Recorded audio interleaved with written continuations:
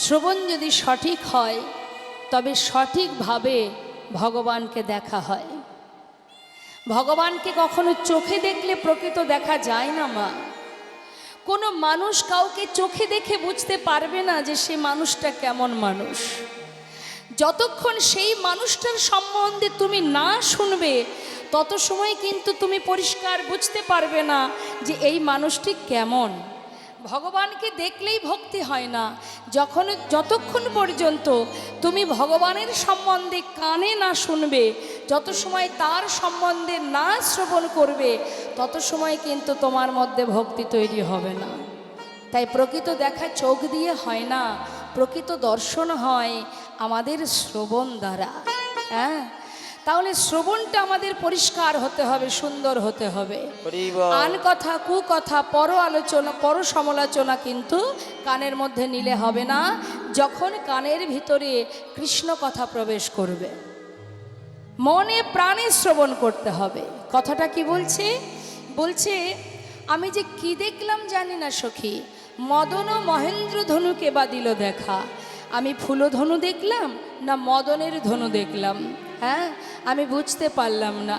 সখীরে, কি বলবো তোদের কাছে, সেই রূপের মানুষটাকে দর্শন করে নারীর নারীত্ব বলতে সর্বস্ব চলে গেছে। ওমা, মনে প্রাণে যদি আপনি কাউকে ভালোবাসেন, আপনার যদি মন প্রাণে যদি আপনি তার চরণে সঁপে দেন, সদা সর্বদাই আপনার বদনে তার নাম জপ হতে থাকবে। হ্যাঁ, আমার রাধারানী গোবিন্দের বাম অঙ্গ থেকে সৃষ্টি, যে সর্বদাই যার বদনে কৃষ্ণ কৃষ্ণ কৃষ্ণ কৃষ্ণ। কি বলবো সখী তোর কাছে, এক ভক্তের কথা আপনাদের বলি মা, যে চোখে দেখেনি, রাধারানী দেখে বর্ণনা করছে, আর যে না দেখে মনে প্রাণে ভালোবেসেছে, সেই ভক্তের কথা আমরা একটু শুনব। কি বলছি শুনুন। এই ভক্তটিকে, ইনি হচ্ছেন ষড়গোস্বামীর মধ্যে এক গোস্বামী, যার নাম রঘুনাথ দাস গোস্বামী। একটু মন দেবেন কথার মধ্যে। এই রঘুনাথ দাস গোস্বামী মা যখন জন্মগ্রহণ করে, পিতা ছিলেন গোবর্ধন দাস, যিনি ছিলেন বড় জমিদার। এই জমিদারের পুত্র হচ্ছে এই রঘুনাথ দাস গোস্বামী, ষড়গোস্বামীর এক গোস্বামী। তা যখন সন্তান জন্ম নিল, মাতা পিতার ইচ্ছা সন্তানের যেন ভগবানের চরণে মতিগতি থাকে। প্রত্যেকটা মা বাবাই চাই, কি চাই তো, যে ছেলেমেয়েরা যেন ভগবানকে ভালোবাসে। এখন গোবর্ধন দাস তার স্ত্রীকে বলছে, দেখো, যদি ভগবানের চরণে মতি করাতে হয় তাহলে সন্তানকে ঘরে রাখলে হবে না, যেখানে সাধু সঙ্গ হবে, ভক্ত সঙ্গ হবে, সেখানে নিয়ে যেতে হবে। সত্য কথা, বাড়িতে রাখলে কখনো ছেলে মেয়ের ভক্তি তৈরি হবে না, সাধু সঙ্গ করাতে হবে। আজ কি হয়েছে মা, এই যে রঘুনাথ দাসের কথা আপনাদের বলছি, তার নিবাস খুব একটা বেশি দূর নয়। আমরা যদি ব্যান্ডেল থেকে নৈহাটি ব্যান্ডেল হয়ে যদি বর্ধমানের দিকে যাই, একটা স্টেশন পড়ে যার নাম হচ্ছে আদি সপ্তগ্রাম। অনেকেই জায়গাটা জানেন। ওই আদি সপ্তগ্রামে আজও গোবর্ধন দাসের সেই জমিদারি স্থানটা এখনও আছে। এবার কি হচ্ছে বাবা, প্রতিদিন তার মা অর্থাৎ গোবর্ধন দাসের স্ত্রী সন্তানকে নিয়ে ওই হরিবাসরে যায়।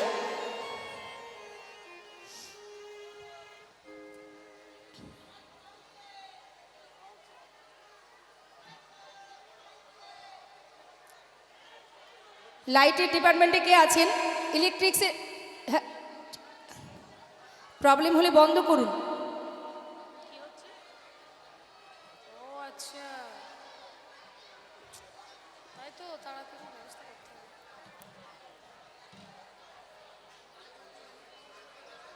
হ্যাঁ, আসছি আসছি আসছি আসছি। বসতে বলো, কিছু হবে না, বসতে বলো। মাইকম্যান দাদা, আপনি কোথায় আছেন? আপনার মেশিনের কাছে চলে আসুন। আচ্ছা আচ্ছা আচ্ছা, বেশ বেশ, সব ঠিক হয়ে যাচ্ছে, অসুবিধা নেই, চলে এসছে সবাই। আপনারা বসে যান, বসে যান, বসুন বসুন মায়েরা, বসুন বসুন, আর কোনো অসুবিধা নেই, বসুন বসুন বসুন। মায়েরা বসে পড়ুন, অত টেনশন করলে হবে না, বসুন। টেনশন করে কিচ্ছু করতে পারবেন না, বসুন বসুন। যে নাম শ্রবণ করছেন মনে একটু নামের মধ্যে ভরসা রাখুন, কিচ্ছু হবে না। বসুন বসুন।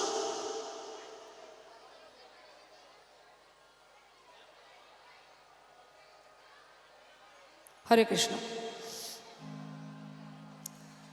তো যে কথা ছিলাম মা, প্রতিদিন সন্তানকে নিয়ে যেখানে সাধুসঙ্গ হয় সেখানে নিয়ে যায়। এখন ছোট্ট বাচ্চা মায়ের কোলে বসে আছে, সে তো আর ভগবানের সম্বন্ধে সব কিছু বোঝে না। সে মায়ের কোলে বসে আছে, কিন্তু না বোঝার শক্তি থাকলে কি হবে, দেখার শক্তি তো তার দিয়েছে ভগবান। সে ছোট্টবেলা থেকে মায়ের কোলে বসে সাধুদের মাঝখানে যখন হরিনাম শোনে, বুঝুক বা না বুঝুক, চোখে দেখতে পায় যে ওই কৃষ্ণ কথা শ্রবণ করে ভক্তরা একে অপরকে জড়িয়ে ধরে আলিঙ্গন করছে, কেউ বা চরণধুলি গায়ে মাখছে, কেউ বা হা কৃষ্ণ কৃষ্ণ বলে চিৎকার করছে, কেউ আবার ধুলায় গড়াগড়ি দিচ্ছে। ছোট্টবেলা থেকে এই কথাগুলো শুনছে মা। শুধু শ্রবণ করতে করতে সন্তান বড় হচ্ছে। এই শুনতে শুনতে শুনতে শুনতে এমন একটা সময় চলে এলো যে ছেলে আমার পরিপূর্ণ যৌবন বয়স যখন হলো, বাবার বিষয় সম্পদ জমিদারি রক্ষা করার দায় দায়িত্ব নেবার উপযুক্ত বয়স হলো, তখন ছেলে আমার পথে পথে হা কৃষ্ণ কৃষ্ণ বলে ঘুরে বেড়ায়। মা বাবা চিন্তায় পড়ে গেলেন যে ভক্তি জগতে আমার সন্তানকে নিয়ে যেতে গিয়ে ছেলে তো দেখছি পথে পথে ঘুরছে, আমার সন্তান যদি পাগলের মতো পথে পথে ঘুরে আমার জমিদারি কে দেখবে। খুব চিন্তায় পড়লেন গোবর্ধন দাস। দেরি না করে গ্রামের সবাইকে ডেকে বাড়িতে বসে আলোচনা করলেন যে তোমরা বলো এখন আমার উপায় কি। সবাই বললেন এক কাজ করো, তোমার ছেলেকে ঘরে বেঁধে রাখতে গেলে একটাই উপায়, তোমার সন্তানকে বিবাহ দিয়ে দাও, যেহেতু বিবাহের বয়স হয়েছে। দেরি না করে গোবর্ধন দাস সুকন্যার সন্ধান করে শুভ দিন দেখে একটা বিবাহ দিয়ে দিলেন। নেতায় গৌর হরিবল। মা বিবাহ হলো, সন্তান নিয়ে ঘরে এলেন। বিবাহের পরের দিনকে কি বলা হয়? কাল রাত্রি, তাই না? সেই দিন শ্বশুর মশাই নতুন বৌমাকে কাছে ডেকে বললেন, মা তোমাকে আমার ঘরের পুত্রবধূ করে এনেছি, আমার তোমার কাছে দুটো কথা বলার আছে। বলুন বাবা। মা কেন এনেছি জানো আমার ঘরের পুত্রবধূ করে? আমার ছেলে ছোটবেলা থেকে এমন একজনের কথা শুনেছে, শুনতে শুনতে ছেলে আজ পথের পাগল। আমি চাই তুমি তোমার ভক্তি ভালোবাসা দিয়ে আমার ছেলেকে আমার ঘরে বেঁধে রাখবে। বাবা আমি চেষ্টা করব। চলে গেল কাল রাত। মা এলো বাবা ফুলশয্যা রাত। ফুলশয্যা রাত্রে রঘুনাথ দাস মা ফুলশয্যা ঘরে বসে বসে চোখের জলে বুক ভাসিয়ে কাঁদছে। হে দয়াময়, শিশুকাল থেকে তোমার কথা শুনতে শুনতে বড় হয়েছি।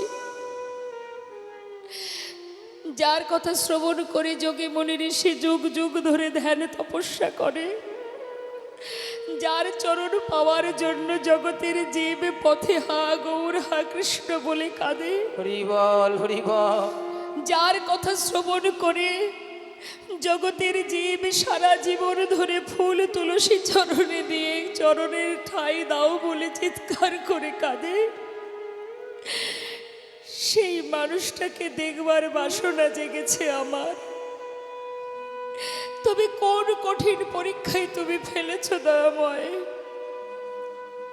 তবে তুমি যে পরীক্ষায় নাও না কেন, আজ আমি তোমার সামনে দাঁড়িয়ে আমি মনে মনে প্রতিজ্ঞা করলাম দয়াময়, হাজার পরীক্ষা নিলেও আমি তোমার চরণ দর্শন পেতে চাই।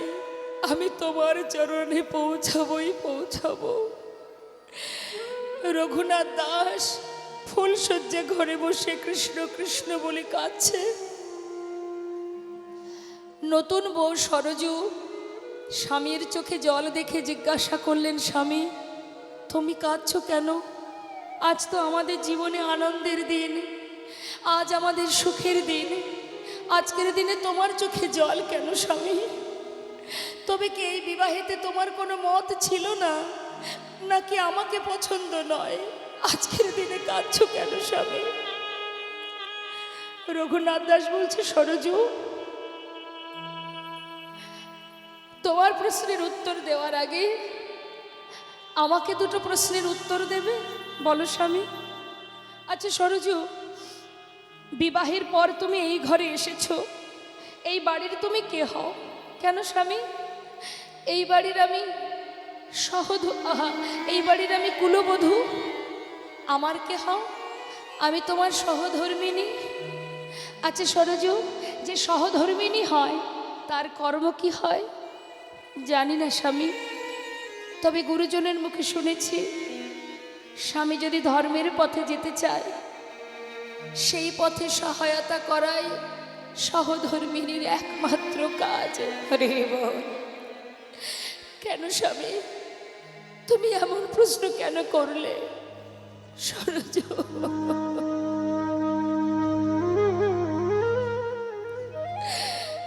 তবে শোনো সরজু, আজ আমি কাঁদছি কেন জানো? শিশুকাল থেকে মায়ের কোলে বসে এমন একজনের কথা আমি এতগুলো বছর ধরে শুনেছি, যার গুণের কথা, যার রূপের কথা, যার মহিমা শুনতে শুনতে আজ আমি এত বড় হয়েছি। জানো সরজু, আমার মনে বাসনা জেগেছে যে যার রূপের কথা এত মধুর, যার গুণের কথা এত মধুর, না জানি সাক্ষাৎ দর্শন আরো কত মধুর। তাই তাকে একবার চোখে দেখবো বলে ঘর ছেড়ে পথে পথে পাগলের ন্যায় ঘুরি। আর আমার পিতা আমাকে নিজের প্রয়োজনে রাখার জন্য জোর করে তোমাকে আমার সাথে বিবাহ দিয়েছে। সরজু, তুমি তো আমার সহধর্মিণী, তুমি পারবে সরজু? যে মানুষটির কথা ছোটবেলা থেকে, শিশুকাল থেকে শুনেছি, তাকে যদি একবার দেখতে চাই সেই পথে আমায় সহায়তা করতে পারবে সরজু? স্বামী,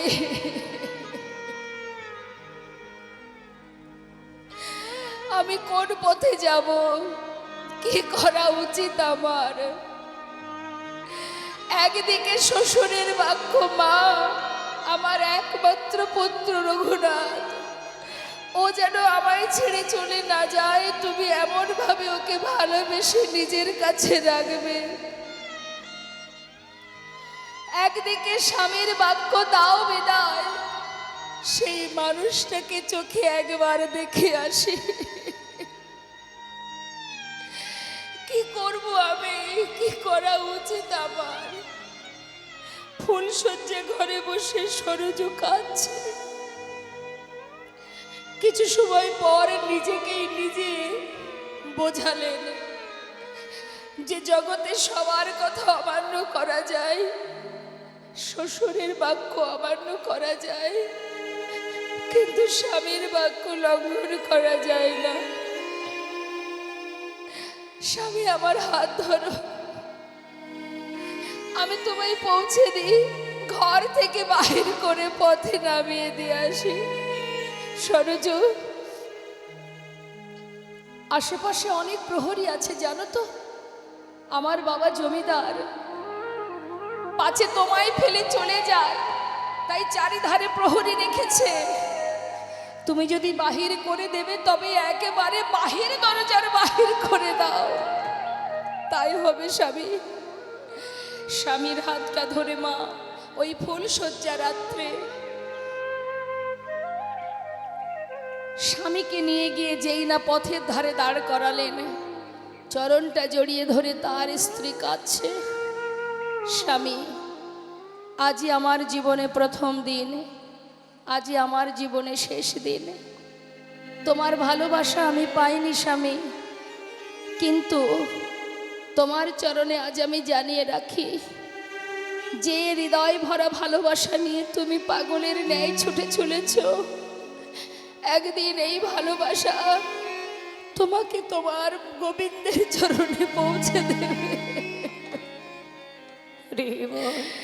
যেদিন তুমি তার চরণ পাবে, স্বামী গো, আমি সেই দিন পর্যন্ত অপেক্ষায় থাকব। সেদিন অভাগিনী রে একবারে করো শ্রীমতী রাধারানী বধূর বদন দর্শন করে বলছে, সখী রে, আমি কি দেখলাম আমি জানি না। আজ যে ভক্তের কথা আপনাকে বললাম, এই যে রঘুনাথ দাস ষড়গোস্বামীর মধ্যে এক গোস্বামী, রঘুনাথ দাস সর্বস্ব পরিত্যাগ করে শিশুকাল থেকে কৃষ্ণ নাম শ্রবণ করে তিনি চিরতরে ঘর ছেড়ে শ্রীধাম নবদ্বীপে মহাপ্রভুর চরণে এসে পৌঁছালেন। মহাপ্রভু বললেন, রঘুনাথ, যে ভক্তি তোমার হৃদয়ে জন্মেছে তুমি আর দেরি করো না, শুধু একটা কথা মাথায় রাখো, তৃণাদপি শুনে চেন তরুরিব সহিষ্ণ নামানির মানদেন কীর্তনীয় সদাহরে।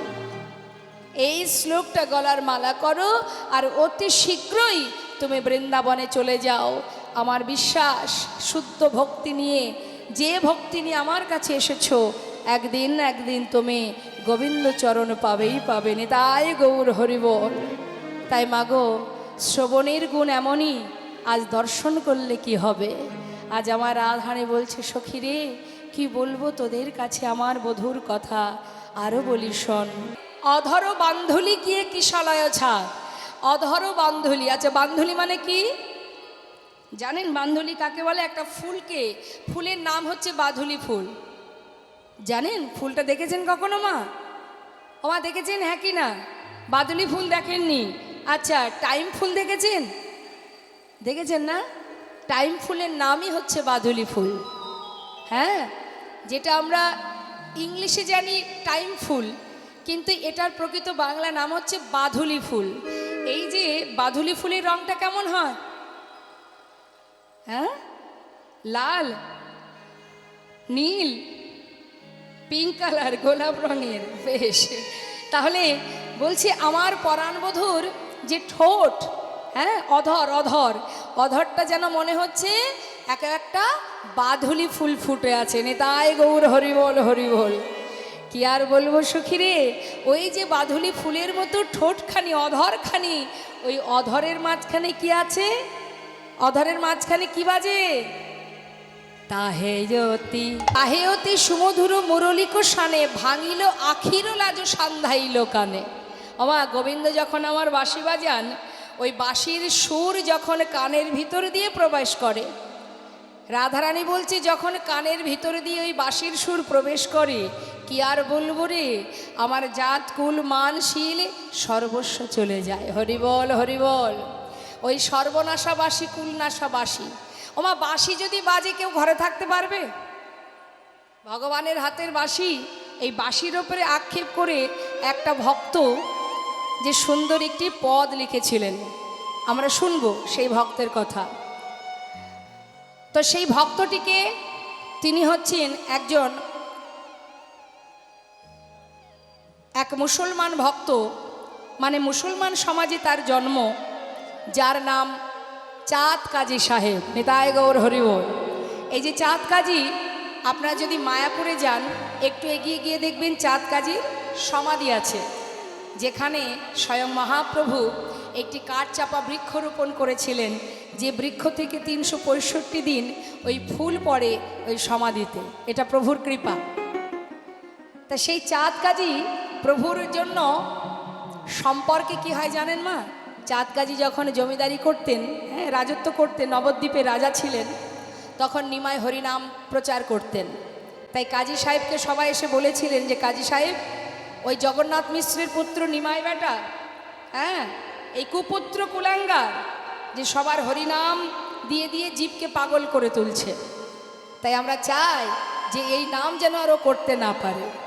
চাঁদ কাজী বলেছিলেন, বেশ, সম্পর্কে যদিও বা সে আমার ভাগনা হয়, সম্পর্কে, হ্যাঁ, মানে নিজের ভাগনা নয়, মানে পাড়াপড়শি একটা ভাগনা সম্পর্ক হয় না, তা বলছে আমি হলাম তার সম্পর্কে মামা, কিন্তু বলছো যখন আমি অবশ্যই চেষ্টা করব।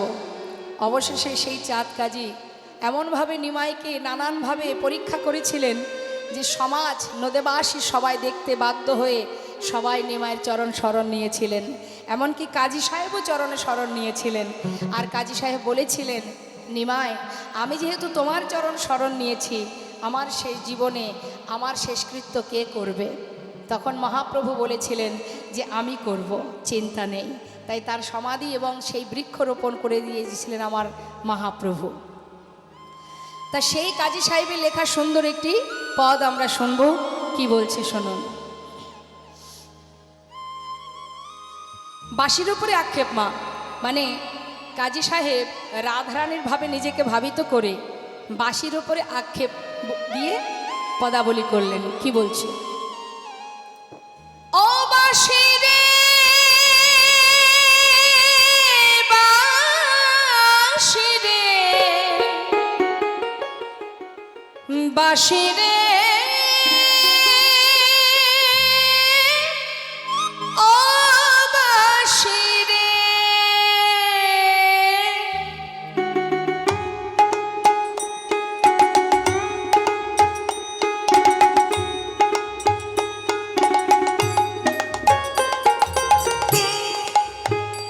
ও বাঁশি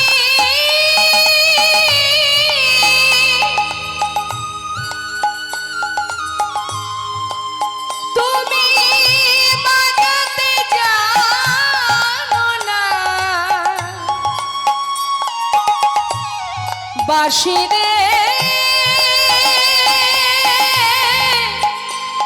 তুমি বাজাতে জানো না বাঁশি বাজাতে জানো না বাঁশি রে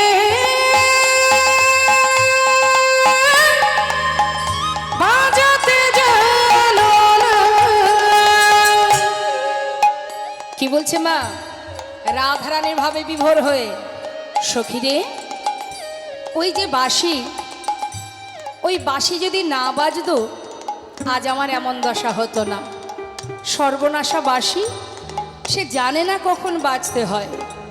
জানিস ললিতা, ওই বাঁশি কখন বাজে? আমি যখন বৈশা থাকি গুরুজনার মাঝে, আমি যখন পয়সা থাকি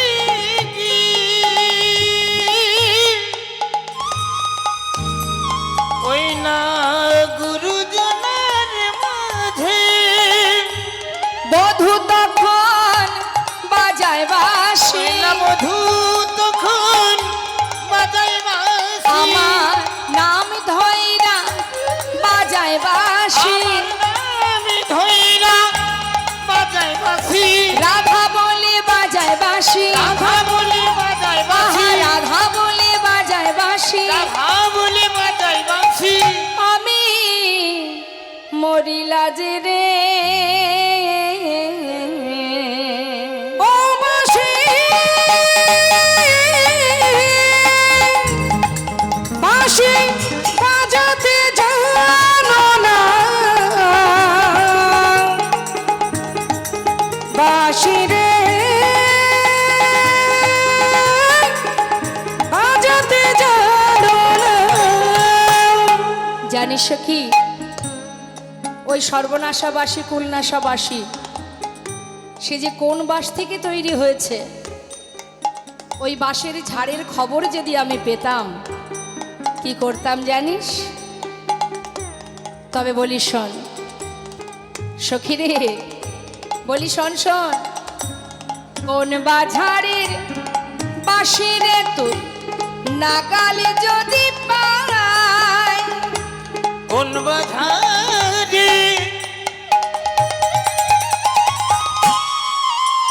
বাঁশির তুবুল, ওই না লাগালে যদি পাই, ঝাড়ে মূলে ও পারে ওই না ধারে মূলে উপারিয়া, আহা ঝাড়ে মূলে ও ওই পারিয়া না ধারে মূলে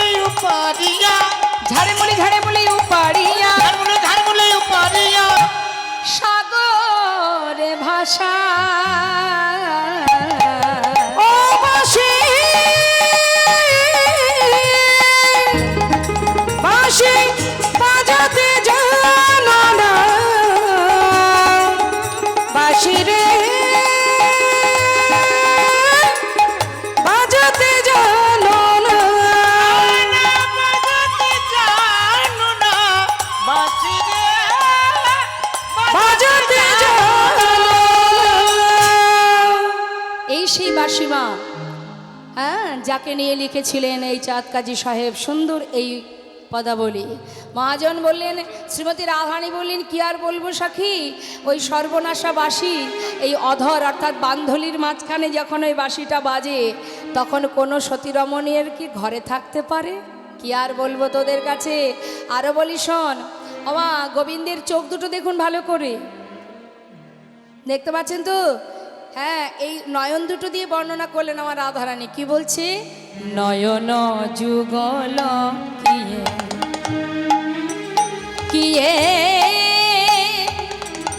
ভ্রমর বিরাজে, নয়ন যুগল কিয়ে কিয়ে ভ্রমর বিরাজে, অলক্ষিতে দামশয়ে যুবতী হিয়া মাঝে, ওই নাই অলক্ষিতে দামশি যুবতী হিয়া মাঝে। আছে কি বলছে? নয়ন যুগল কিয়ে ভ্রমর বিরাজে, যেন মনে হচ্ছে এটা নয়ন যুগল নয়, দুটো ভ্রমর বসে আছে। আর এই ভ্রমর অলক্ষিতে দংশয়ে, সে তার কোনো লক্ষ্য নেই, সে যে কাকে দংশন করছে না, যুবতী হিয়া মাঝে। নিতাই গৌর হরি বল। অর্থাৎ আমাদের মতো কুলবতী সতী রমণীর হৃদয় পদ্মে বসে ওই ভ্রমর এমনভাবে দংশন করছে। ওমা বলছে, এ জগতের ভ্রমর যদি ফুলে বসে মধু পান করে, জানি না সখী তার কোনো জ্বালা হয় কি না। কিন্তু এই যে নয়ন ভ্রমর, এ যখন এমনভাবে তাকিয়ে আছে যেন মনে হচ্ছে হৃদয় পদ্মে বসে এমনভাবে দংশন করছে যে দংশনে জ্বালা হয় সখী। কি আর বলবো তোকে। আর বলি শোন রে, মহাজন লীলার পাশে দাঁড়িয়ে বলছে, মা গোবিন্দ দাসে কহে কহে সেনা দিঠি বিষে, গোবিন্দ দাসে কহে কহে সেনা দিঠে বিষে, না পিয়ে অধর শোধা কে বাজিয়ে আইসে, না পিয়ে অধর সুধা কে বাজিয়ে আইসে। কি বলছে? না পিয়ে অধর শোধা কি বাজিয়ে আইসে। কেউ কি জগতে আছে এমন কোনো ভ্রমর আছে যে ফুলে বসে মধু পান না করে ফিরে আসে?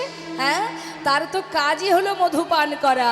তাই রাধারানী বলছে, সখী রে, হৃদয় পদ্মে বসে এমনভাবে দংশন করছে আমার যে সারা জীবনই কাঁদতে হচ্ছে সখী।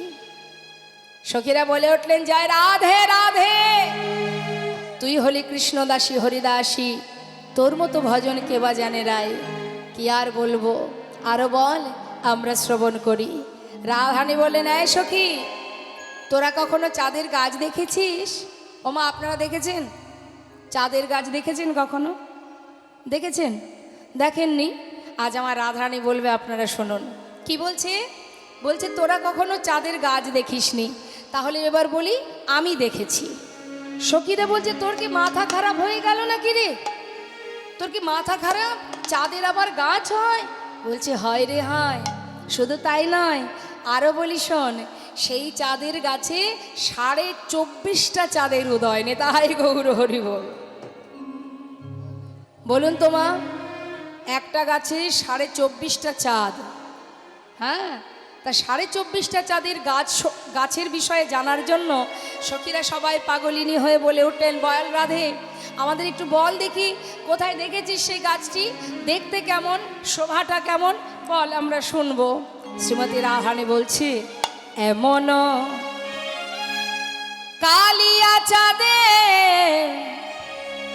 পদটা মন দিয়ে শুনবেন মা, একটা পদ আমরা শেষ করলাম, এবার আরেকটা পদ ধরছি। কি বলছে? এমন কালিয়া চাঁদে কে বানালো বেশ গো সখী রে, এমন কালিয়া চাঁদে কে বানালো দেশে, অকলঙ্ক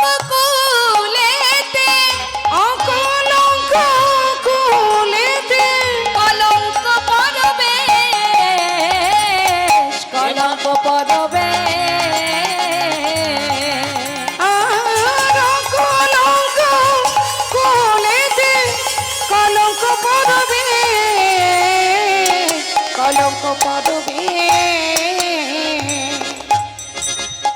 চাঁদের গাছে চাঁদের পাতা চাঁদের ফুল ফলে চাঁদের ফুল ফলে ওই না চাঁদের গা চাঁদের পাতা চাঁদে ফুলে ফলে চাঁদে ফুলে ফলে চাঁদের গাছ আবার চাঁদের পাতা চাঁদের ফুল চাঁদের ফল সখীরা সবাই গালে হাত মা কি সর্বনাশ ওমা দেখেছেন কখনো এরকম গাছ দেখেননি আমার রাধারানী বলছে সখীরা বলছে আয় রাধে তোর মাথা ঠিক আছে তো আরে শোন আমি বলি তোরা শোন আরো কি দেখলাম এমন কভু দেখি নাই রে এমন কভু দেখি আমরা এমন কভু দেখি নাই রে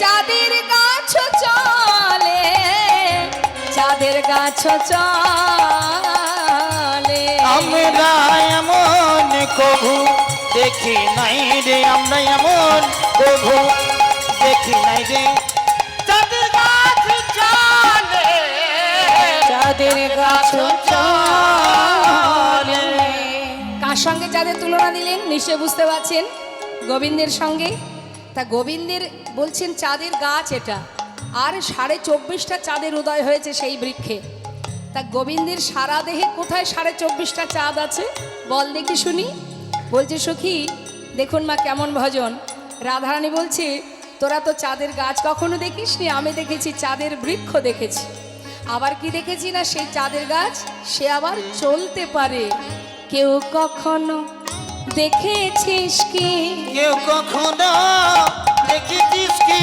চাঁদের গাছ চলতে জানে কেউ কখনো দেখেছিস ওই না কি? চাঁদের গাছ চলতে জানে কেউ কখনো দেখেছিস কি সখীরা বলছে কি করে দেখবো এতদিন জানতাম গাছ কখনো চলতে পারে না কিন্তু তুই বলছিস গাছ নাকি চলে না আমরা দেখিনি দেখিসনি কেউ কখনো শুনেছিস কি কেউ কখনো শুনেছিস কি চাঁদের গাছ চলতে পারে কেউ কখনো শুনেছিস ওই না কি? চাঁদের গাছ চলতে জানে কেউ কখনো শুনেছিস কি না সখী সত্যি আমরা কেউ শুনিনি তুই আমাদের বলে দে যে তুই যে গাছ দেখেছিস সেই গাছে 24.5টা চাঁদ তুই কোথায় দেখলি জয় রাধে মা এবার বলছে কি শুনুন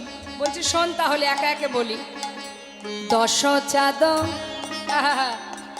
নাচে গায় মুরলীর রন্ধে মুরলীর রন্ধে ওই না দশ চান নাচি গা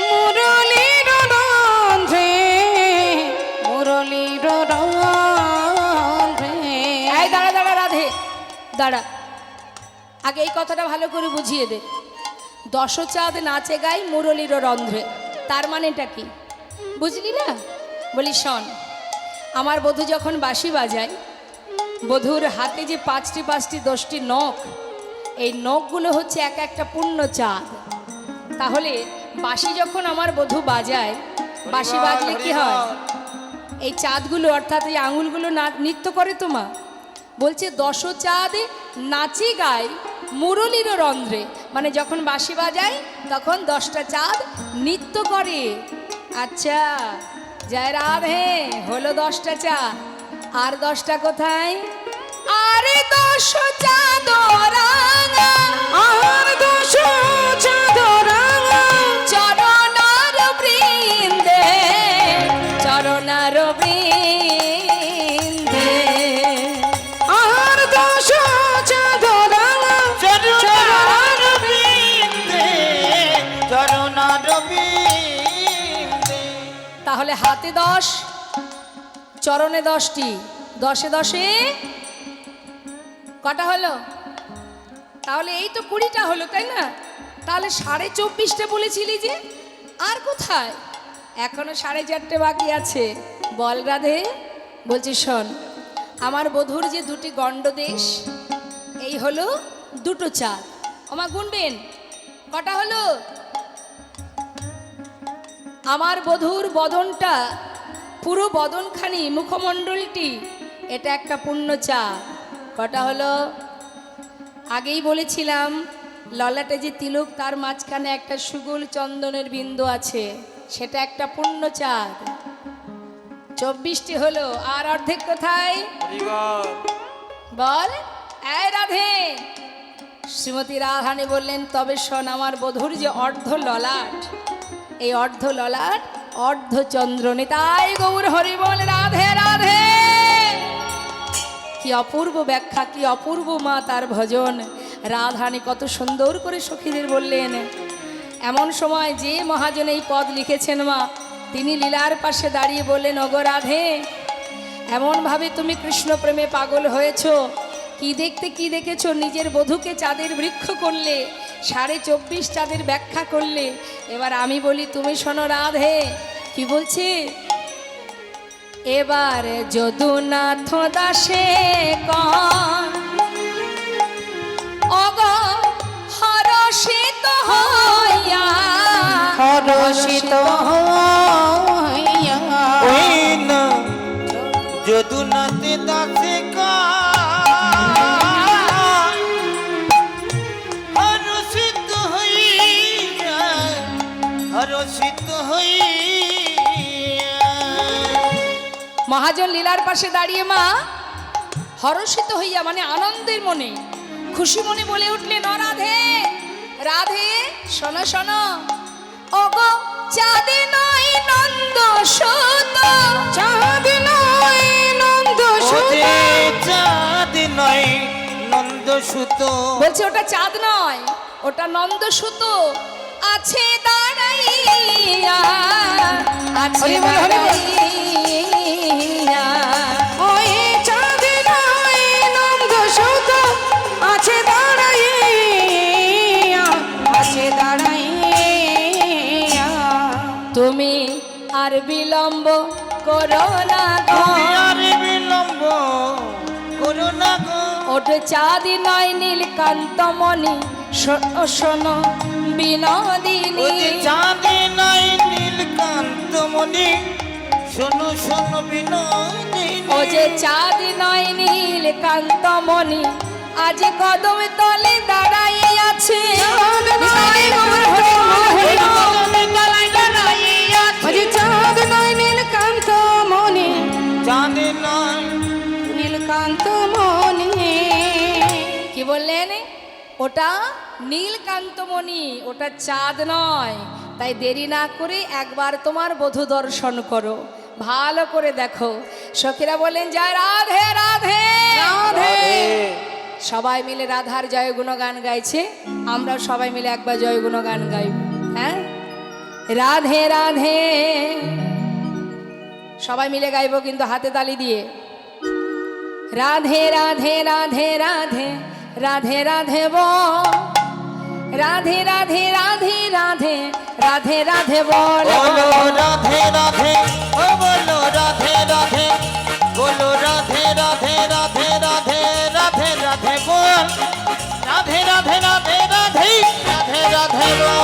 রাধে রাধে রাধে রাধে রাধে রাধে বল, রাধে রাধে রাধে রাধে রাধে রাধে বল। বলো রাধে রাধে রাধে রাধে রাধে রাধে বল।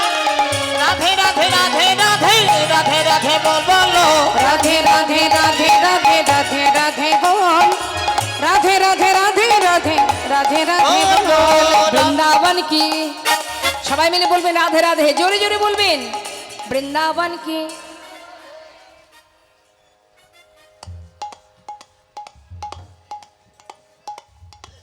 দেখেছেন আমার বাবারাই প্রচন্ড পরিমাণে রেগে যাচ্ছে, বলে সুর নেই কেন। কি গো মা, সুর নেই? আচ্ছা দাঁড়াও, আপনার এখানে ঝগড়া টগড়া হয় নাকি? বাড়িতে ঝগড়া করেন?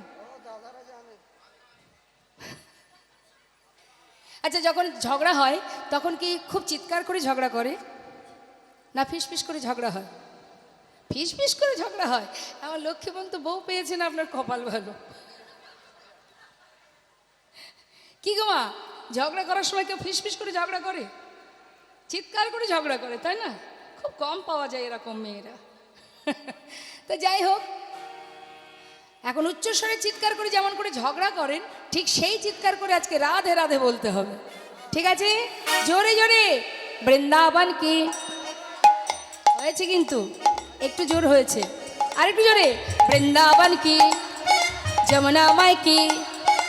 আপনারা গাইবেন আর আমি গাইবো। হ্যাঁ, আজ আমার সঙ্গে আপনারা কাজ করবেন, জোরে জোরে। হ্যাঁ, বৃন্দাবন কি, যমুনা মাই কি, রাধা কুণ্ড কি, শ্যাম কুণ্ড কি, গোবিন্দ কুণ্ড কি, বিলাসবন কি, মধুবন কি, নিধুবন কি, কেশিঘাট কি, বংশীবট কি, মোহনবন কি, মাধবীবন কি, লৌহবন কি, कमरबन की, कमलबन की, भांडीबन की, आगे पीछे दाहिने बाएं बोल बोल में ऊपर नीचे बोलो राधे राधे राधे राधे राधे राधे बोल राधे राधे राधे राधे राधे राधे बोल बोलो राधे राधे राधे राधे राधे राधे बोल राधे राधे राधे राधे राधे बोल राधे राधे राधे राधे राधे राधे बोल राधे राधे राधे राधे राधे राधे बोल बोलो राधे राधे राधे राधे राधे राधे बोल राधे राधे राधे राधे राधे बोल সবাই মিলে দুটি বাহু তুলে সবাই তুলুন হাত। প্রত্যেকে তুলেছেন? যে না তুলবে পাশের জন যদি থাকেন একটু জোর করে হাতটা ধরে তুলে দেবেন। কেন বলুন তো? শাস্ত্রে বললেন ইচ্ছাই হোক অনিচ্ছাই হোক, যদি কেউ হরিনাম শোনে তাতে উপকার আছে। তার মানে শাস্ত্রে, এটা আমার কথা নয়, শাস্ত্রে বললেন হেলায় বা শ্রদ্ধায় যে বা নাম লয়। ইচ্ছা নেই, জোর করে কেউ যদি নাম কারোর কানে যায়, হেলায় বা শ্রদ্ধায় যে বা নাম লয়, ক্রমে ক্রমে কৃষ্ণ ভক্তির হয় উপচয়। অর্থাৎ ইচ্ছাই শোনো আর অনিচ্ছাই শোনো। দেখুন, হরিবাসরে এসে মানে যদি ভক্তিরাজ্যে প্রবেশ করতে হয়, ভগবানকে ভালোবাসতে হয়, ভগবানকে ভালোবাসতে গেলে সবার আগে প্রথম কাজ হচ্ছে দুহাত তোলা শিখতে হবে। যেমন ডাক্তারি শিখতে গেলে সবার আগে কি শিখতে হয়? ডাক্তারদের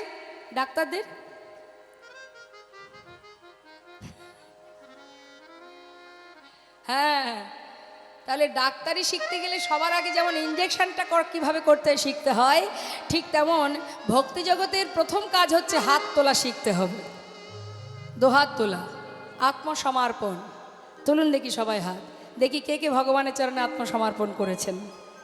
বা বাবা, হরিবল হরিবল হরিবল, নিতাই গৌর হরিবল।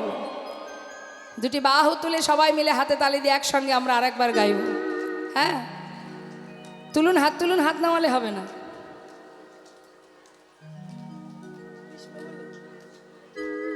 কৃষ্ণ বলে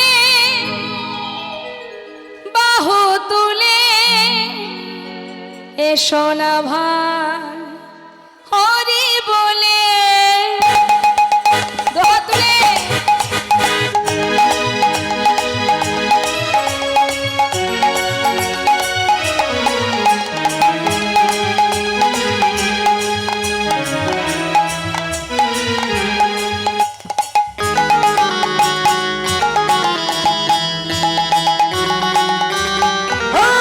कृष्ण बोले दुटी बाहु तुले एसो ना भाई हरि बोले।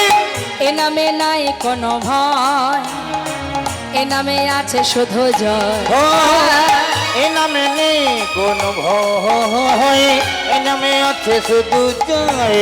একবার বদন ভরে এই নামে গাও, সবাই বদন ভুজি এই নামে গাও, বলো না কৃষ্ণ কৃষ্ণ না। কৃষ্ণ বলে দুটি বাহু তুলে এসো না ভাই হরি বলে।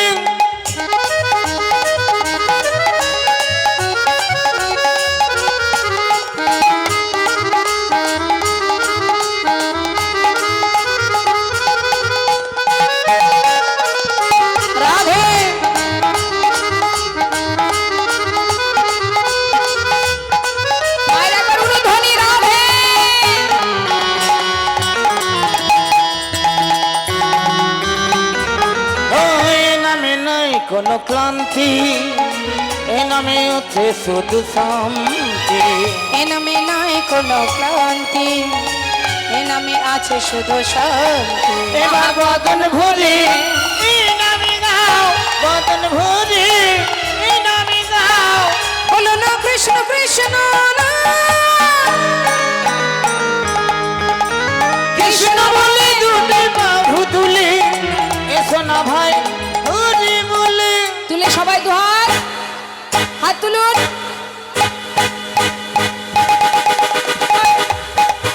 এবার চল চল, আহা চল চল চল, মধুর বৃন্দাবনে চল। বল বল বল দুটো কৃষ্ণ কথা বল। চল চল চল, মধুর বৃন্দাবনে চল। বল বল বল দুটো কৃষ্ণ কথা বল। না বদন ভরে এই নামে গাও, বদন ভরে এই নামে গাও। বলো না কৃষ্ণ কৃষ্ণ না, কৃষ্ণ বলে দুটি বাহু তুলে, এসো না ভাই হরি বলে। আহা এসো না ভাই, হরি বলে, এসো না ভাই, হরি বলে, এসো না ভাই। হরি বলে। হরি বল হরি বল। আসার সময় অনেকেই আমাকে বলেছে যে কয়েকটা ভজন গাইবেন, যেহেতু রূপমাধুর্য বর্ণনা তো মা, রূপের বর্ণনার মধ্যে ভজন সেরকম কোনো জায়গায় নেই, তথাপিও আপনাদেরকে ভজন শ্রবণ করালাম। এমনকি আমার মাইকম্যান ভাইয়ের সঙ্গে যে ওর সঙ্গে যে স্টাফ আছে তারাও বলছে দিদি ভজন শুনবো আমরা। অবশ্যই আমরা দুটো ভজন শ্রবণ করলাম, আবার লাস্টে একটা ভজন আমরা গাইব। যেহেতু রূপ বর্ণনা খুব মাধুর্যময় লীলা, তাই এর মধ্যে দিয়ে আমরা একটুখানি ভজনের মধ্যে প্রবেশ করলাম। এবার আবার আমরা লীলাতে যাব। জয় রাধে। অনেক ভক্তের অনেক অনুরোধ ছিল, আমি রাখতে পারছি না, সব সময়ের জন্য আমাদের সময়ের সাথে বাধা থাকে, তো আমাদের জীবনটা সময়ের সাথে বাধা। তো যাই হোক, এবার আমরা পদের দিকে যাব। কি বলছে শ্রীমতী রাধারানী সখী ললিতা? আর একটা জিনিস কি দেখেছি জানিস? মায়ের একবার মন দেবেন, বাবারা মন দেবেন। কি বলছে মা? চিকন কালা গলায় মালা, বাজনো নূপুর পায়। সখী রে আমার বাজলো নূপুর পায়। ওই না চিকনে কালা গলায় মালা, বাজলো নূপুর পায়। সখী রে বাজলো নূপুর পায়। চূড়ার ফুলে ভমরা বুলে, ওই আহাতের ছনয়নে চায়। সখী রে আমার তেরছ নয়নে সখী চায়। রে তিরাছ নয়নে চায়। ওমা আমার দিকে তাকান, পদের দিকে মন দিন। কত সুন্দর দেখুন এই পদটা। শ্রীমতী রাধারানী বলছে সখী, চিকন কালার গলায় মালা, বাজনো নূপুর পায়, চূড়ার ফুলে ভমরা বলে তেরছ নয়নে চায়। আস্তে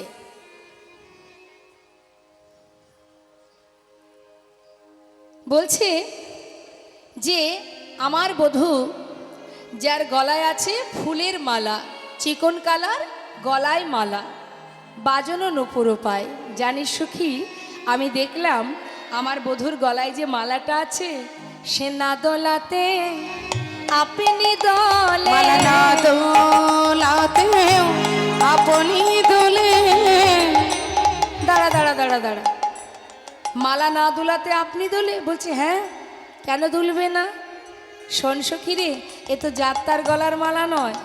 ওমা আস্তে, আমাদের গলায় মালা থাকলে যত সময় না দুলাবো সে দুলবে না, কিন্তু আজ যে মালাটি গলায় উঠেছে, যে গলায় উঠেছে, সে তো আর সাধারণ মানুষের কণ্ঠ নয়, সে তো অনন্ত কোটি বিশ্ব ব্রহ্মাণ্ডের মালিক, যার কণ্ঠে আমার এই মালা উঠেছে।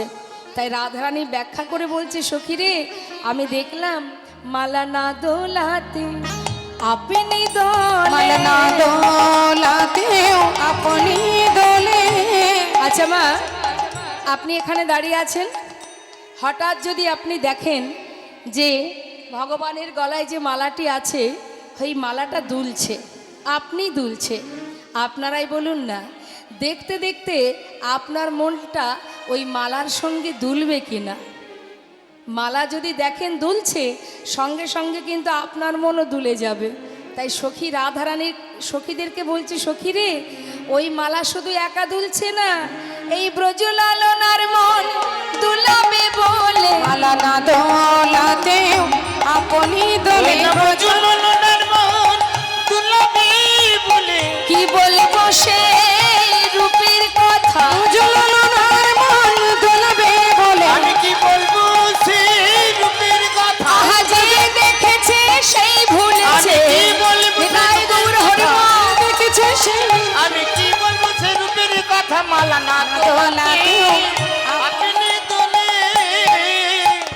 বাজিল নো পুরো পায় সখীরে, বাজিল নো পুরো পায়। মা, গলার মালা সে দুলছে এবং ব্রজললনার মনকে দোলাচ্ছে।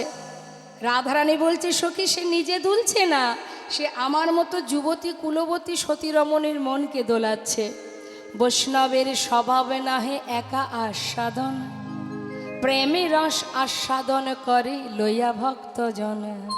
ওমা, যারা বৈষ্ণব অর্থাৎ এই যে ফুল, যারা গোবিন্দের কণ্ঠে উঠেছে, তারা তো আর যেমন তেমন সাধনার ধন নয়, সাধনার প্রাণ। এই যে ফুলগুলো, এরাও কিন্তু যোগ ধরে এসেছে, তাই গোবিন্দ সেবায় লেগেছে।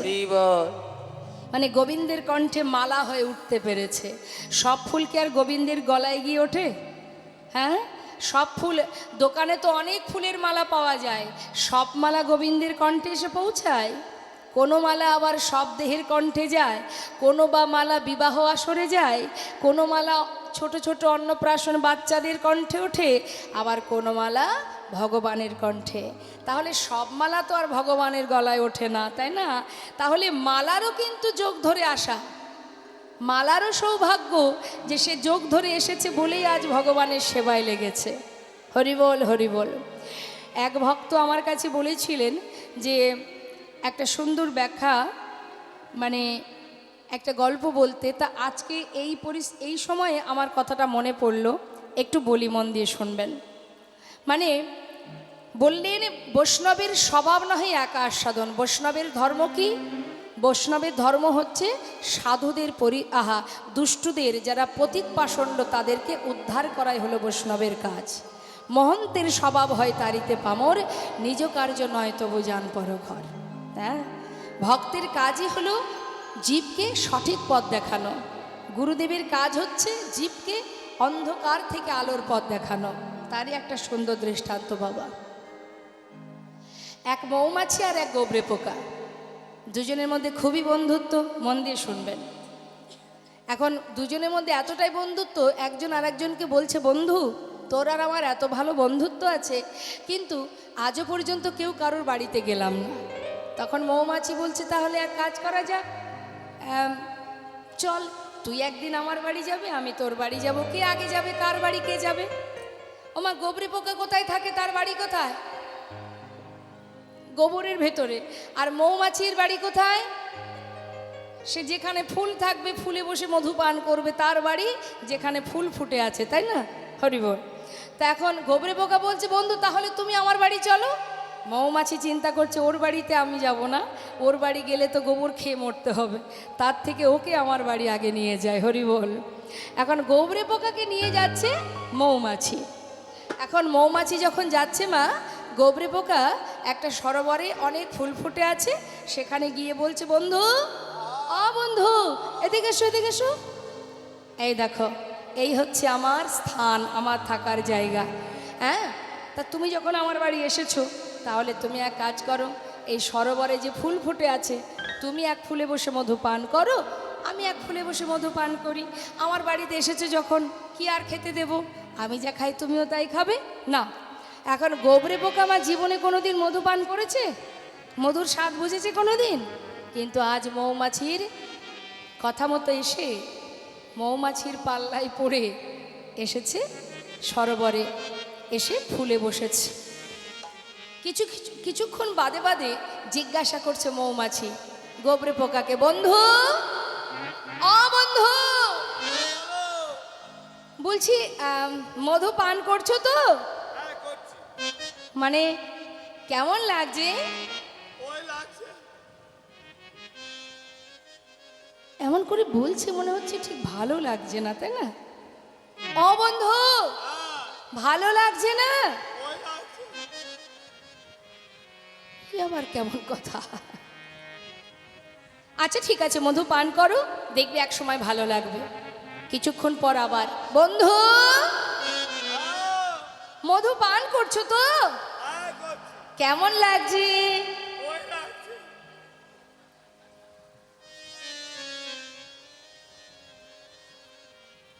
আচ্ছা তো কেমন লাগছে একটু বলবে? ওই যে বললাম, ওই লাগছে। আরে কেমন কেমন লাগছে বলো তো? ওই খানিকটা মধু মধু আর খানিকটা গোবর গোবর। এখানে আবার গোবর আসবে কোথা থেকে? এই আমার ওইরকমই লাগছে। আরে ফুলের মধ্যে তো মধু থাকে, সেখানে তো গোবর থাকে না। আচ্ছা দাঁড়াও দাঁড়াও, বলছি যে তুমি কি আসার পরে যখন মধু পান করতে ফুলে বসেছিলে, তার আগে তুমি কি ভালো করে জলে মুখটা ধুয়ে নিয়েছিলে? না, মুখে ধুইনি। ধোনি? না, তার একটা কাজও করেছিলাম। কি? ওই বাড়ি থেকে আসার সময় ভাবছিলাম যে তোমার বাড়ির খাবার যদি আমার পছন্দ না হয়, তাই আমার বাড়ির খাবার একটু আমি মুখে করে নিয়ে এসেছিলাম। মুখের ভেতরে ভরা ছিল। তার মানে তোমার মুখের মধ্যে গোবর ভরা ছিল?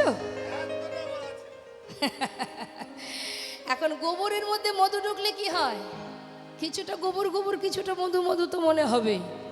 বন্ধু, মধুর স্বাদ যদি পেতে হয় তাহলে আগে ভালো করে নিজের মুখটা পরিষ্কার করো। নিতাই গৌর হরিবল হরিবল, তবে দেখবে খুব ভালো লাগবে। গবরে পোকা বন্ধুর কথা মতো নিজের মুখটা সরোবরে ভালো করে পরিষ্কার করে ধুয়েছে মা। যদি আমাদের ভিতরটা পরিষ্কার না হয় তাহলে কি আর ভিতর মাঝে পরমাত্মা যিনি আছেন তাকে দেখা যাবে? যাবে না। বন্ধুর কথা মতো মুখটা ভালো করে পরিষ্কার করে ধুয়ে ফুলের মধ্যে বসে যেই না মধু পান করতে শুরু করেছে, মধু পান করতে করতে মধুর স্বাদ বুঝতে বুঝতে, মধুর স্বাদ পেতে পেতে তার এমন অবস্থা হলো, কখন যে মধুর নেশায় মধু পান করেই যাচ্ছে, আর কোনো দিকে তার কোনো লক্ষ্য নেই। দেখতে দেখতে দিনের আলো শেষ, বেলি অবসান, সন্ধ্যা হতে চলেছে। সূর্য পশ্চিম দিকে অস্ত যায়। মৌমাছি হঠাৎ করে চিৎকার করে ডেকে উঠলেন, বন্ধু বন্ধু তুমি কোথায়? বন্ধু তাড়াতাড়ি ফুলের ভিতর থেকে বাইরে এসো, না হলে এখনই ফুলের পাপড়ি বন্ধ হয়ে গেলে তুমি বাধা পড়ে যাবে। বন্ধু তুমি কোথায়? বন্ধু ফুলের ভিতর থেকে বলে উঠলে, না কেন ডাকছো আমায়? বারবার ডেকো না, আমাকে মধু পান করতে দাও, যা আমি কোনোদিন পান করিনি। আমি কোনোদিন মধুর স্বাদ পাইনি গো। হরিবল হরিবল। আজ যে মধুর স্বাদ আমি পেয়েছি, আমাকে ডেকো না, আমাকে বারবার ডেকো না, আমায় মধু পান করতে দাও। বন্ধু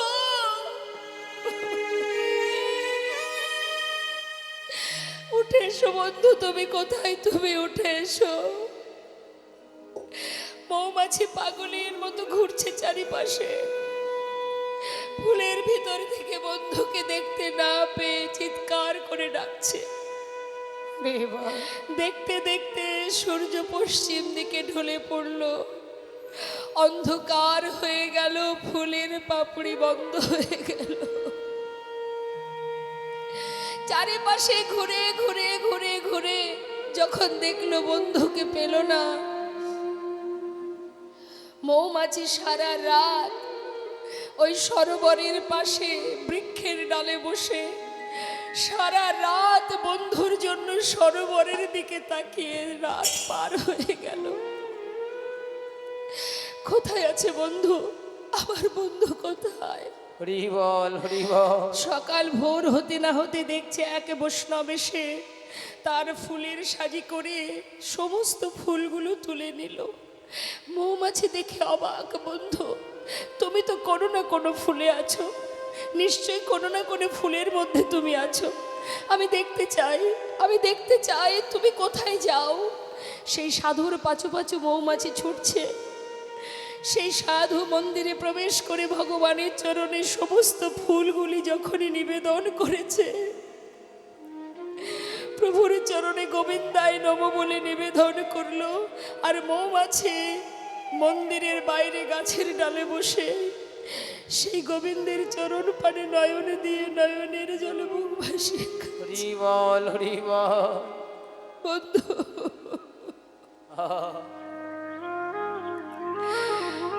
এতদিন আমি এই সরোবরে মধু পান করি,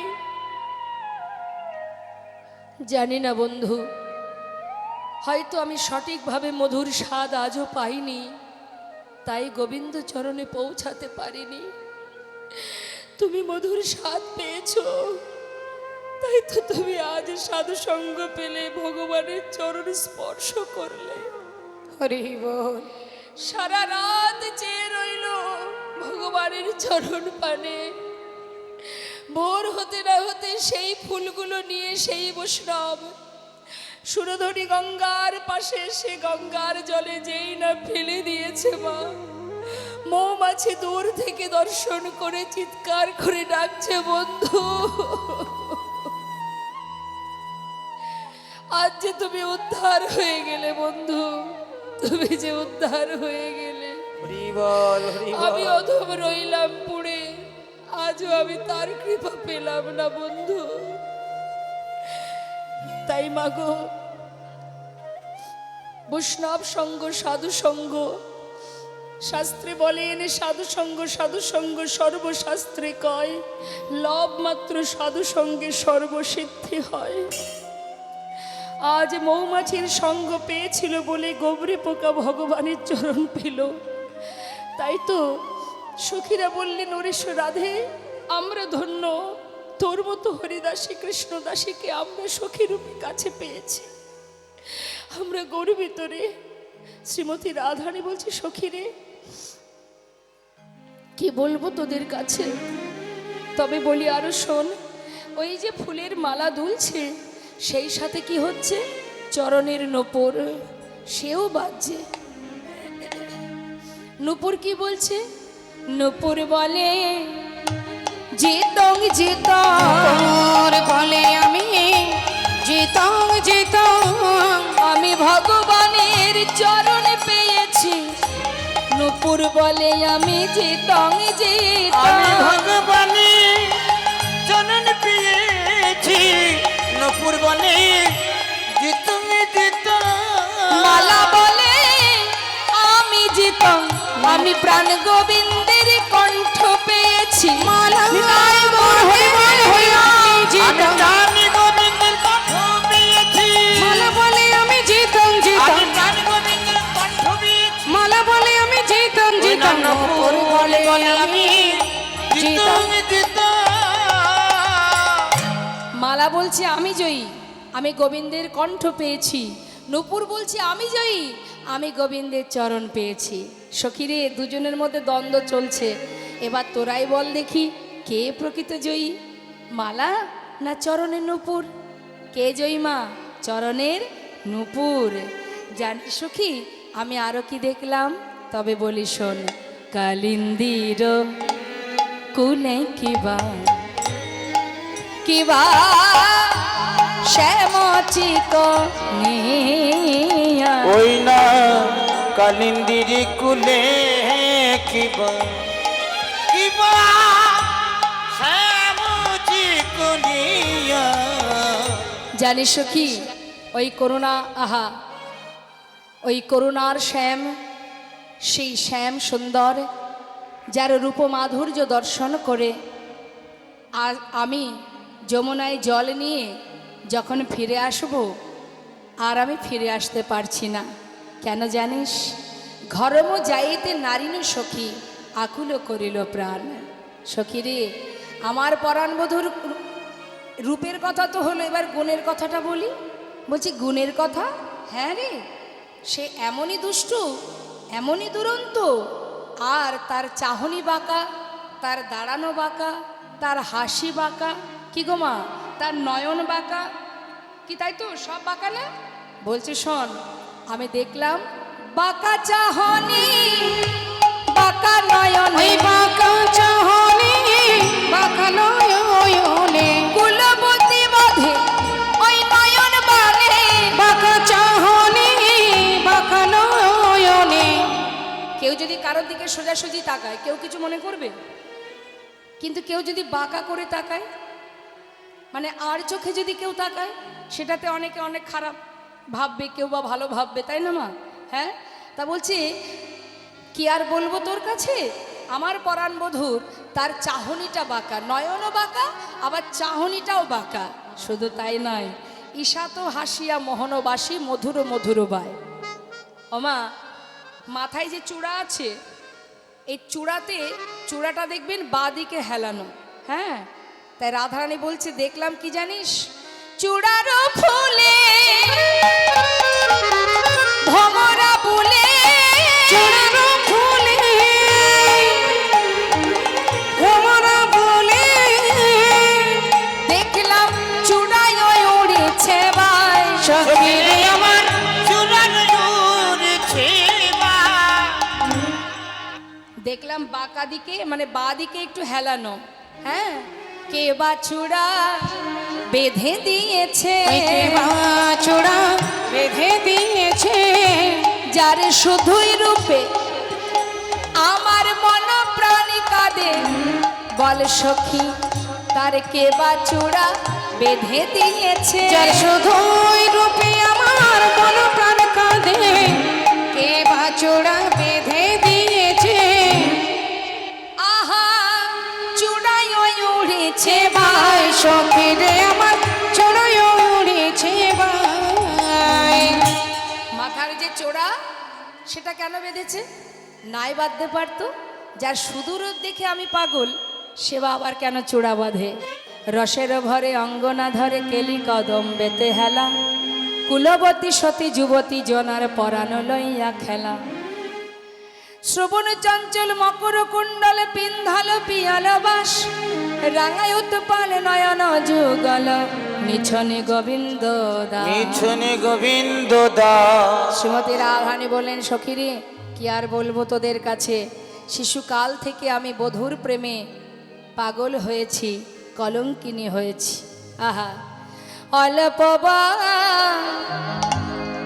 বয়সে মরণ, এটা হচ্ছে মা আক্ষেপ করছেন রাধারানী। কি আক্ষেপ করছে?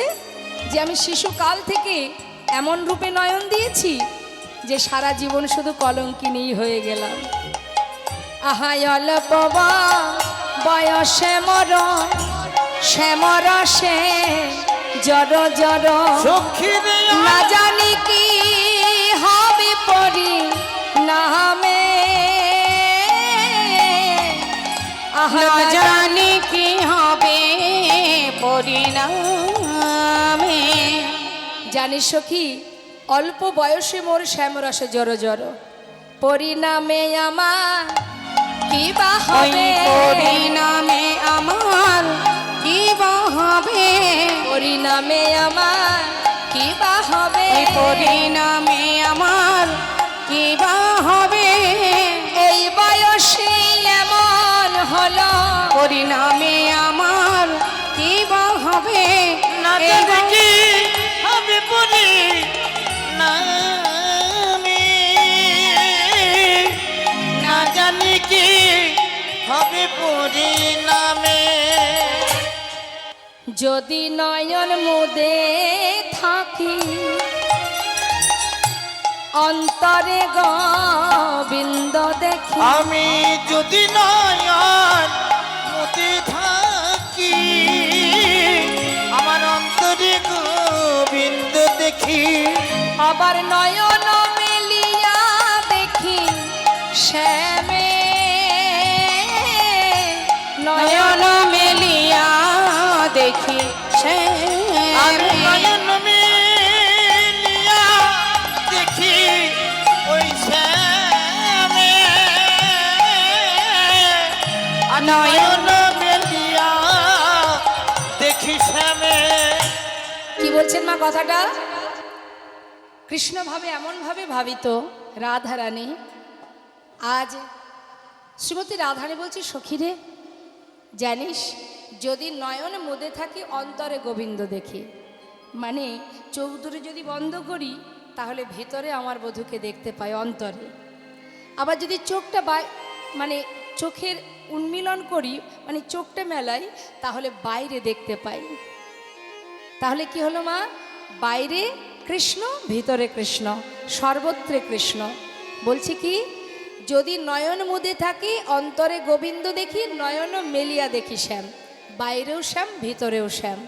আর কি দেখলাম জানিস? তোদের কাছে বলি, যদি চলি যাই পথে শ্যামে যায় মোর সাথে আরে যদি চলি যাই পথে শ্যাম যাই মোর সাথে সাথে, চরণে চরণ ঠেকাইয়া, চরণে চরণ ঠেকাইয়া, চরণে চরণ ঠেকাইয়া, চরণে চরণ ঠেকাইয়া। ও মা, আমার দিকে তাকান। আমরাও তো ভগবানকে ভালোবাসি, তাই না? কিন্তু রাধারানীর ভালোবাসাটা কেমন গভীর দেখুন। বলছি, আমি যখন পথে যাই যেন মনে হয় আমার বধূ মনে হয় আমার পিছন পিছনে আসছে আর আমার পায়ে পা ঠেকাচ্ছে। কিন্তু এটা আমার মনের ভাব। যেই না মাথাটা ঘুরিয়ে দেখি, তখন দেখি কি, মাথাটা ঘুরিয়ে দেখি যে আমার বধূ নয়, এটা যেন আমার একটা ভ্রম। হ্যাঁ, আমি কি দেখলাম, হায় হায় হায়, আমি ভাবলাম বধূ আমার পিছনে, এখন দেখছি কিছুই না। কি বলছে পথটা? বলছে, যদি চলি যাই পথে শ্যামে যায় মোর সাথে সাথে, আর যদি চলি যাই পথে শ্যাম যাই মোর সাথে সাথে, আহা চরণে চরণ ঠেকাইয়া, চরণে চরণ ঠেকাইয়া, ভ্রমেতে ফিরায় আখি, মানে যেই না মাথাটা ঘোরায়, ভ্রমেতে ফিরায় আখি, তখন কি দেখি? সঙ্গে কাউকে নাহি দেখি। হরি বল। ভ্রমেতে ফিরাই আখি, সঙ্গে কাউকে নাহি দেখি। দেখবেন মা, আমরা মনে মনে যদি কিছু একটা ভাবি, হঠাৎ পিছন ফিরে দেখি যে না কিছুই না, তখন কি হয়? একটু নিজের একটু লজ্জা লাগে না? হায় হায়, কি দেখলাম, তাই না? তাই রাধারানী বলছে, মরে থাকি মন মরছিয়া, মরে থাকি মন মরছিয়া, মরে থাকি মন মরছিয়া, মরে থাকি মন মরছিয়া। সখীরে, আমার এমন অবস্থা, তোদের কাছে আজ আমি মনের কথা জানিয়ে রাখি। সর্বত্রে আমার বধূ ছাড়া আমি আর কিছু দেখি না। তাই আজ আমার মনে মনে ইচ্ছা, একদিন আমি সবাইকে ছেড়ে চলে যাব। তাই সখী, তোদের কাছে জানিয়ে রাখি, তোরা তো আমার মরম সখী। কহিলাম তোদের আগে দাগা পেলাম শ্যাম দাগা, আর কহিলাম তোদের আগে দাগা পেলাম শ্যাম দাগে, এ ছাড় জীবনের নাহি দায় গো, আর এ ছাড় জীবনে নাহি দায়। তিল তুলসী দিয়া সমর্পণ করি নুহিয়া, ওই নতি নত লসিয়া, আজ সমর্পণ করে নুহিয়া। আহা জনমের মতো রাঙা পাই গো, জনমের মতো রাঙা পাই। তাই আমি কি করব জানিস? যোগিনী হইয়া যাব, শ্রবণে কুণ্ডল দিব, ওই যোগিনী হইয়া যাব, শ্রবণে কুণ্ডল দেব। যোগিনী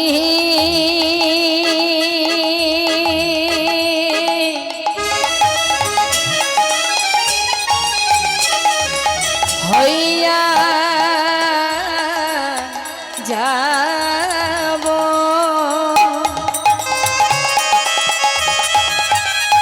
যোগিনী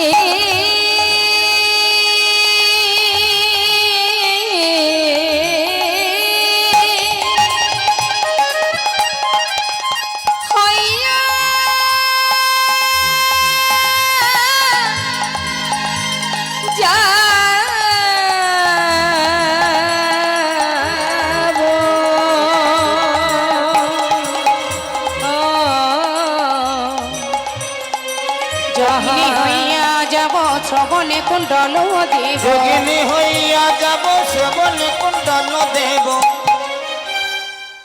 কি বলছেন মা? যোগিনী হইয়া যাব শ্রবণে কুণ্ডল দিব, এছাড়া গৃহ পরিহারি গো এছাড়ে গৃহ পরিহরি গো ছাড় গৃহ পরিহরি কৃষ্ণ নামে লাভ মুখে জনম যাইবে সুখে জনম যাইবে সুখে কৃষ্ণ নামে লাভ মুখে জনম যাইবে সুখে মিলাব মুখে জনম যাইবে সুখে যদু কহে এই বাঞ্ছা করি যদু কহে যে বাঞ্ছা করি। এই যে রাধে, তুমি যদি যোগিনী হয়ে পথে পথে কৃষ্ণ নাম বদনে বলো, তাহলে তোমার সাথে করে আমায় সঙ্গী করে নিও, আমিও যেন তোমার সঙ্গের সাথী হয়ে তোমার সাথে কৃষ্ণ নাম গাইতে পারি। এই আশীর্বাদ করো রাধে, এই আশীর্বাদ করো। শ্রীমতী দুঃখ প্রকাশ করছে, আর হঠাৎ আমার গোবিন্দ তিনি মুরলীর ধ্বনি করলেন। যেই না বাঁশি বাজলো, মা যেতে হবে তো এবার, হ্যাঁ যেতে হবে। এখন শ্রীমতী রাধারানী বললেন, সখী ওই দেখ বাঁশি বাজে, তাহলে আর দেরি কেন, চল এবার যেতে হবে। তাই শ্রীমতী রাধারানী আমার সুন্দর করে নিজেকে সাজাচ্ছেন মা, আর সখীদের কাছে দুঃখ করছেন। কি বলছেন?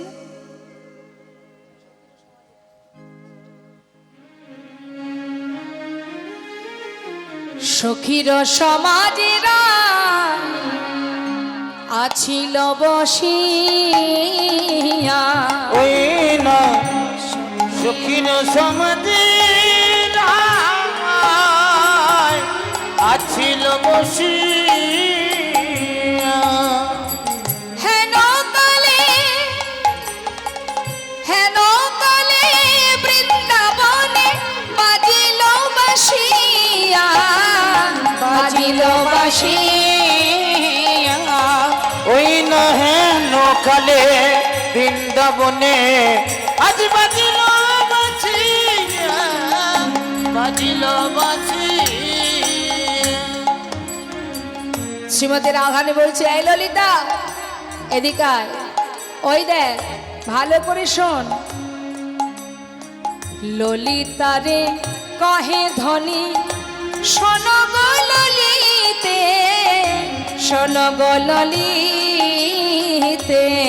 আর ললিতারে কহে ধনী, শোন গো ললিতে, শোন গো ললিতে। শোনো দেখি কোন কুঞ্জে, শোনো দেখি কোন কুঞ্জে বাজেছে বাঁশিতে, ডাকিছে বাঁশিতে। আর শোনো দেখি কোন কুঞ্জে ডাকিছে বাঁশি। সখীরে ডাকিছে বাঁশিতে। আর না বাজিও বাঁশি, তুমি নীরব হয়ে থাকো, নীরব হয়ে থাকো। তুমি আর না বাজায় বাঁশি, তুমি নীরব হয়ে থাকো, নীরব হয়ে থাকো। আমি আর ঘরে রইতে না, আমি আর ঘরে রইতে না রে, সাজিয়া বেড়াইছি আমি, আর নয়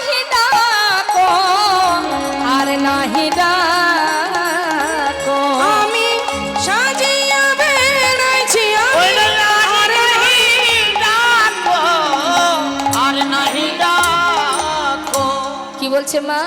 আর ডেকো না শ্যামের বাঁশি, আর দেখো না ওই শ্যামের বাঁশি, তুমি না ডেকো না শ্যামের বাঁশি, তুমি না দেখো না শ্যামের বাঁশি। রাধা রাধা রাধা বলে না না না ডেকো না শ্যামের ওই না বাঁশি। রাধা রাধা রাধা বলে আর দেখো না শ্যামের বাঁশি। সাজিয়া বেড়াইছি আমি না ডেকো না শ্যামের ওই না বাঁশি। সাজিয়া বেড়াইছি আমি না দেখো না শ্যামের বাঁশি। আমার রাধারানী যেতে পারছে না কেন? সেজে গুজে বসে আছে কিন্তু যেতে পারছে না। আচ্ছা মায়েরাই বলুন তো, জটিলা কুটিলা কি শুধু বৃন্দাবনেই আছে? কুটিলা শুধু বৃন্দাবনে পাওয়া যায়? সব জায়গায় পাওয়া যায়, তাই না? কুটিল মতি যা সেই তো কুটিলা। বলছি যেতে পারছি না আমি, ওই যে বাঁশি বাজছে, বাঁশি বাজলে কি হবে? সাজিয়া বেড়াইছি আমি আর নাহি ডেকো, আমাকে আর ডেকো না। আর ঘরে রইতে নারী করো বিচার, ওই না আর ঘরে রইতে নারী করহ বিচার, করহ বিচার। যদুনাথ দাসে কহে, যদুনাথ দাসে কহে করয় বিশার ধনী, করয় বিশার। ওই না যদুনাথ দাস কহে করয় বিচার ধনী, করয় বিচার। শ্রীমতী রাধারানী সুন্দর করে সাজাচ্ছেন নিজেকে, আর এদিকে গোবিন্দের মুরলী ধ্বনি শ্রবণ করে এবার আপনারা রাসে গিয়ে মিলন দর্শন করবেন। যা রাধে রাধে। এবার পরবর্তী লীলা আপনারা রাসলে আস্বাদন করবেন। আমাদের সময় শেষ, আমরা এবার একটা ভজন আপনাদের শ্রবণ করাবো। সম্মুখে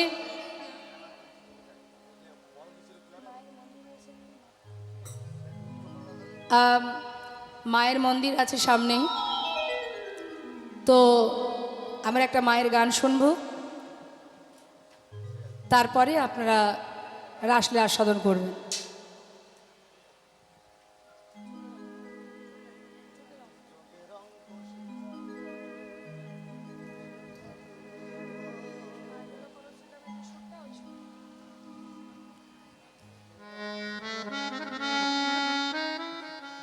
তো মা, সম্মুখে দেখতে পাচ্ছেন মায়ের মন্দির, আপনাদেরই এই মন্দির। মা যেখানে আছেন, তো সেই মায়ের কাছেই আমাদের এই ভজনটি। কি বলছে? যোগের অঙ্ক শেখালি না, মাকে বলছে ভক্ত, শেখালি বিয়, তাই তোমার তোর সাথে হলো না যোগাযোগ। যোগের অঙ্ক শেখালি না, শেখালি বিয়, তাই তোমার তোর সাথে হলো না যোগাযোগ। যোগের অঙ্ক শেখালি না।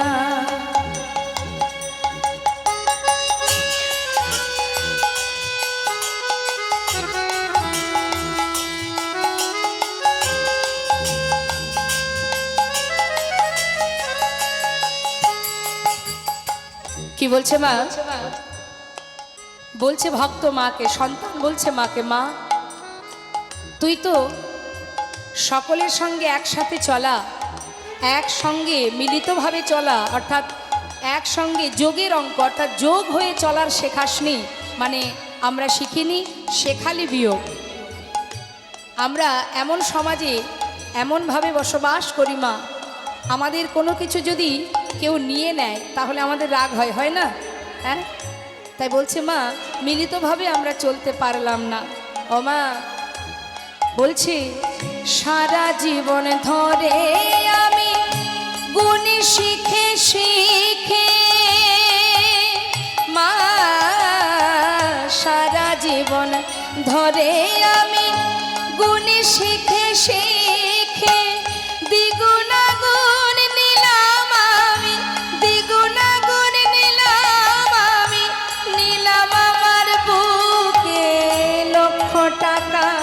কোটি করার, লক্ষ টাকা কোটি করার, তাই তো বাড়ে লোভ মা। যুগের অঙ্ক সে খালি না, সে খালি বিয়োগ, তাই তো মাগ তোর সাথে হলো না যোগাযোগ। যুগের অঙ্ক সে খালি